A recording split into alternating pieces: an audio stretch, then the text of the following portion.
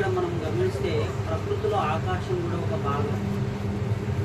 ఎందుకంటే నింగి, నేల, నీరు, నిప్పు, గాలి, పంచభూతాలు ప్రకృతిలో భాగం ప్రేమైనటువంటి దేవుని వల్ల. ఈ ఆకాశం అనేది కూడా ఈ ప్రకృతిలో ఒక భాగం. కానీ దేవుడు భూమి మీద తన మహిమను వివరించటానికి, తన యొక్క తేజో మహిమను వివరించటానికి, ఆ మహిమను తెలియపరచటానికి మనల్ని ఎన్నుకున్నాడు. అయితే మనము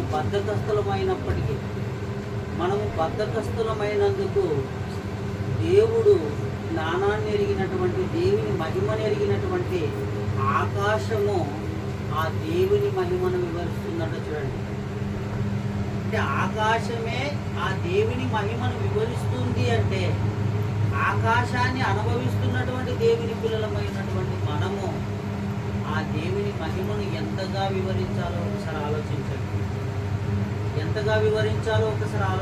అందుకే ఇలాంటి కృతజ్ఞతా కూటములు నిర్వర్తించుకొని, కుటుంబంలో ఇలాంటి కృతజ్ఞతా కూటములు నిర్వర్తించుకొని ఆ దేవుణ్ణి, ఆ ఆకాశము వివరించేదానికంటే గొప్పగా ఆ దేవుని మహిమను మనము ఇలాంటి కూటములు నిర్వర్తించుకొని వివరించాలి ప్రేమైనటువంటి దేవుని వారు. అందుకే అక్కడ అంటున్నాడు, ఆకాశములో దేవుని మహిమను వివరించుచున్నవి, అంతరిక్షము ఆయన చేతి పనిని ప్రచురపరచుచున్నది.